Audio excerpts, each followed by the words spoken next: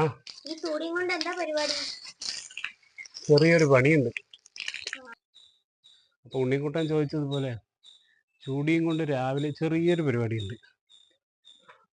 ഒരു മത്തൻ്റെ വള്ളി നമ്മുടെ പുറത്ത് ടോയ്ലറ്റിൻ്റെ പുറത്ത് ഇങ്ങനെ വളർന്നിട്ടുണ്ട്. പക്ഷേ വളർന്ന് താഴേക്ക് തൂങ്ങി നിൽക്കുകയാണ്. അതിന് എങ്ങോട്ടെങ്കിലും പടർത്തി വിടണം. അപ്പം ഞാൻ ഉദ്ദേശിക്കുന്നത് ഇവിടുന്ന് ആ ടെറസിൽ അതിലേക്ക് ഒരു കയറ് കെട്ടിക്കൊടുത്താലേ അവനങ്ങനെ പടർന്ന് വളരുമല്ലോ. നമുക്ക് ആ പരിപാടി ഒന്ന് നോക്കാം.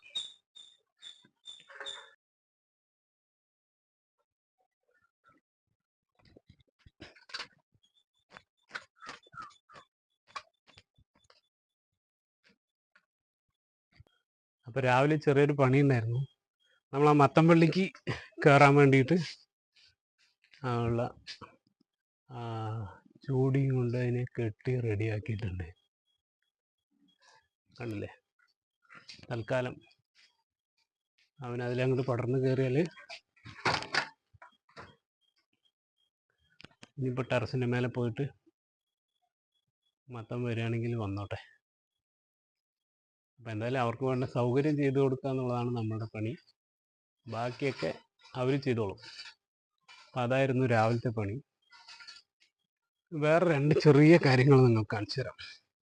ഇത് നമുക്ക് കിട്ടിയ സീതപ്പഴത്തിൻ്റെ കുരു ഞാൻ കൊണ്ട് നട്ടതായിരുന്നു. അതിലിപ്പോൾ മനോഹരമായ ഒരു 5 ചെടികൾ വന്നിട്ടുണ്ട്. ഇനി ഇവയൊന്ന് പറിച്ച് മാറ്റി വെക്കണം. അത്രയ്ക്ക് ആയിട്ടില്ല. കുറച്ചും കൂടെ കഴിയുമ്പോൾ ഒന്ന് പറിച്ച് മാറ്റി വയ്ക്കാം. ഒരു ചെറിയ കാഴ്ച കൂടെ കാണിച്ചു തരാം. നമ്മളെ കണ്ടിട്ടില്ലേ?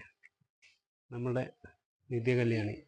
അപ്പോൾ നിത്യകല്യാണിക്ക് കൂട്ടായിട്ട് നമ്മളുടെ താമര വിരിഞ്ഞിട്ടുണ്ട്.